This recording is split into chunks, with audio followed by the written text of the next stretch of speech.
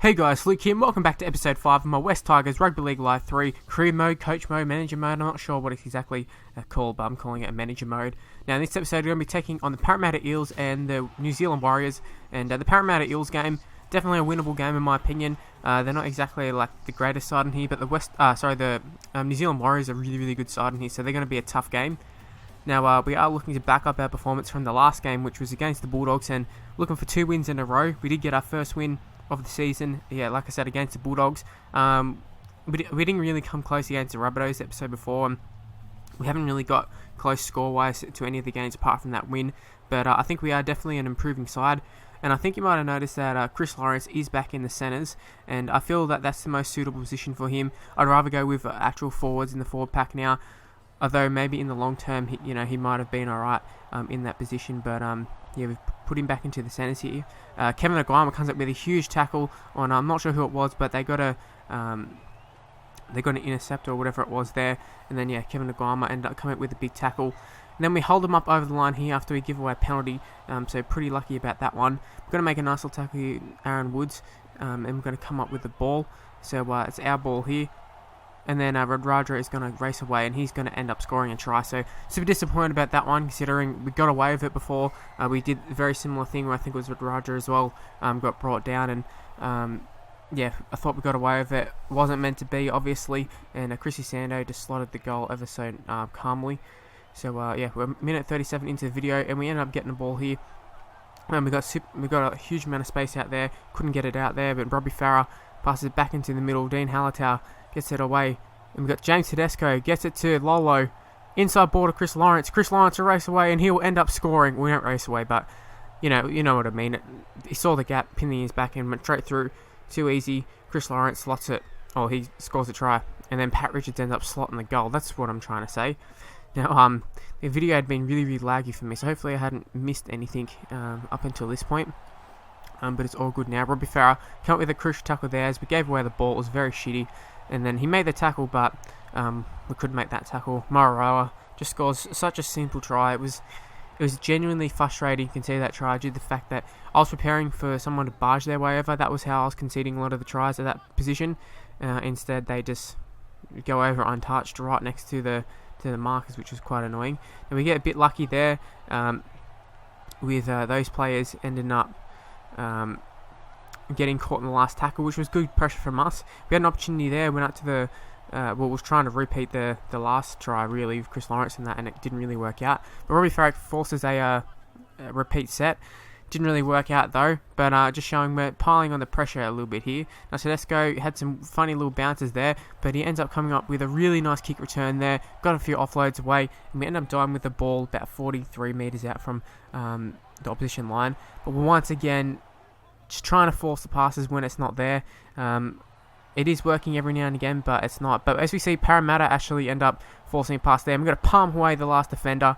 I'm not sure if that was Hopewadi, who it was, Sando. I don't know who it was who palmed away, but Chris Lawrence scores his second try with an awesome palm there. I really like that one. It was actually looked so good. And that came off, once again, just team trying to pass the ball when it's not needed, forcing passes rather than going for the passes. Now, we spread it there, didn't really work out, and it's going to come on to the fifth tackle. Oh, sorry, not fifth tackle. I was going to say penalty is what I meant. And then Santi goes super close here. Does he get the ball down? We'll have to take a look. But capitalising on that penalty, and penalties are so crucial in this game as they are in real life, just getting you out of trouble here. And Brendan Santi will pick up a try. The ball's down, nice and easy. Too easy, yes sir. So Paddy Richards, this is going to be a very tough goal. If we can slot this, I'll be super happy. We started out to the right and we curl it around, and maybe a lucky thing that we did not hit it in the sweet spot that well, because it ended up putting it out to the right a little bit more than what I had intended, because that thing curved a hell of a lot. Moving right until like 35th minute or whatever it was. One of the last chances Eels had, and we shut it down pretty, I'm not going to say easily because they made a lot of meters, but we did what we had to do. So as you can see there, our completions aren't great, but 7 out of 10 for the Eels. I mean, that's okay, but percentage-wise, not too great, I would say. You want to be hitting that like 80% mark, unless you're like dropping it on fifth tackles and that sort of stuff, where I suppose it might be acceptable.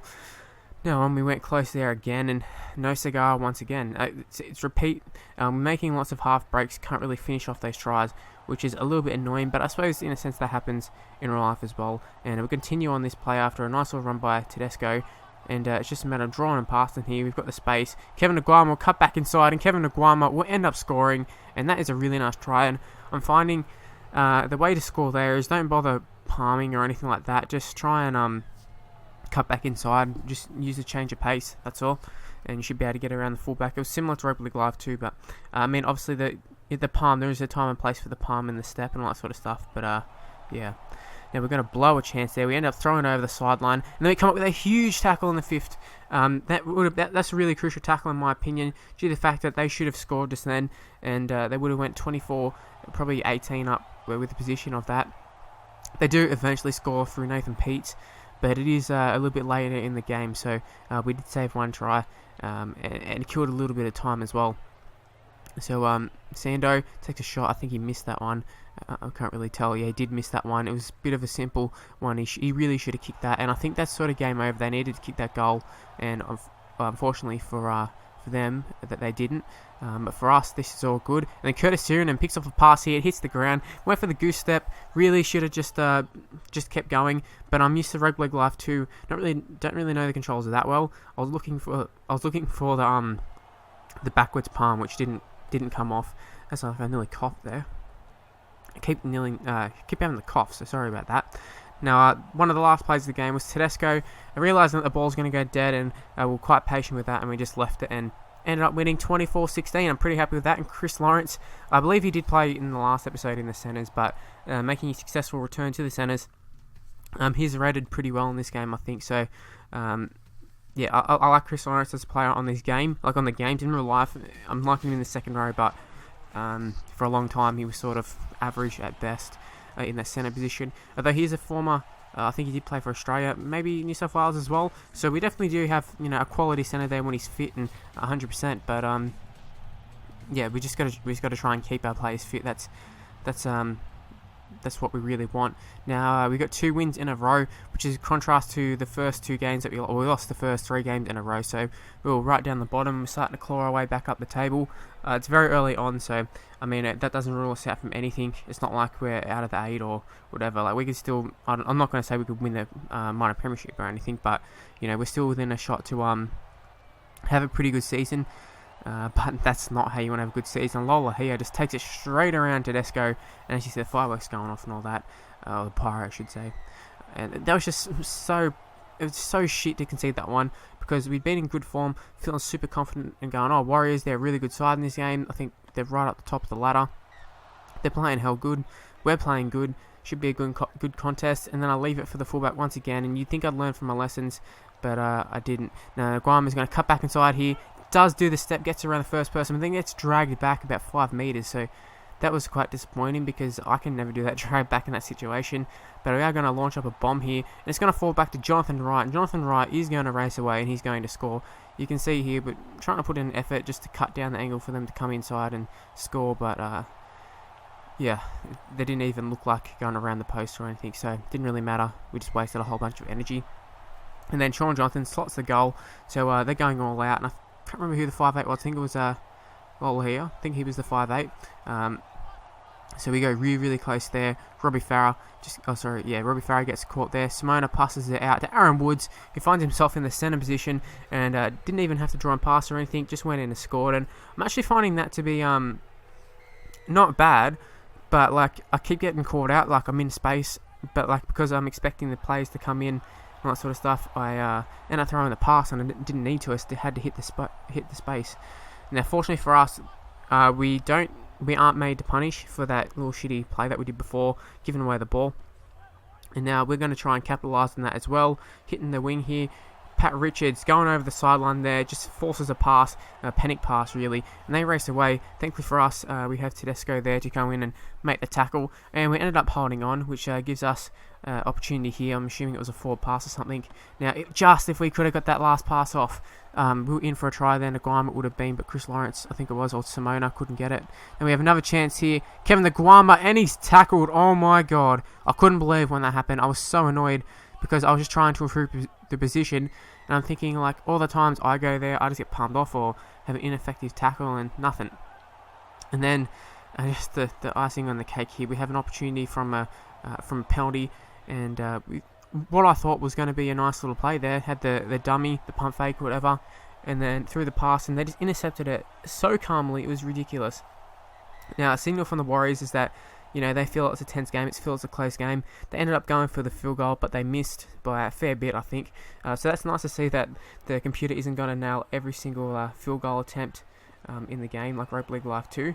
They might kick most of them, but at least they missed that one, which was nice. Now, we started off the second half really nicely here. It's a shame we couldn't just reach out the ball there with Robbie Farah, but probably at the time of recording this, I didn't really know how to do it. Now, Tedesco it was, the kick was straight down his throat, and then he ended up just palming off a few plays, and is going to be Pat Richards on the end of this one. Oh wait, no it's not, because there's an intercept, and oh my god, I think this was at a stage where I was like, I want to throw my controller, but I only have one controller. I want to rage quit everything, but I decided to just tough it out and see if we could try and get back into the game, which is if we can do that, that'd be something special against the great Warriors side. And we do have a nice little opportunity here. Chris Lawrence takes it around the fullback, and he gets that tackle, but we get another offload away, and the offloads are flowing here. We're hitting the left-hand side here, hitting the edges, and the ball is dropped. It was Matthew Lodge off the bench. That was such an annoying drop ball, because I really felt we had something special going there. It would have been a nice try to have scored had we went and scored, and unfortunately end up conceding a try. Sean Johnson just slots the conversion, and yep, game over pretty much, 24-6. I don't feel we've been heavily outclassed or anything. I think Warriors were the better side. They held the ball more and just all around better play. But we had our opportunities. Kevin Nguama, once again driven back here. It just seems to be a common theme with Nguama getting driven back there. But he is a pretty good finisher. Shame he couldn't finish that try we had before. That would have evened things up, I think. And definitely would have changed the game. But 24-6 is how we lose. Lola here, I'm getting man at the match for the game. And Aaron Woods being the lone scorer for us. A little bit strange prop being the lone scorer, but anyways, it is what it is. And here's all the other results for round 6, I think it was. And here's the ladder. As you can see here, red right on the bottom, 16th spot. So we were sort of clawing away back up, but fall right back down. 2 steps forward, 1 step back is exactly what it was.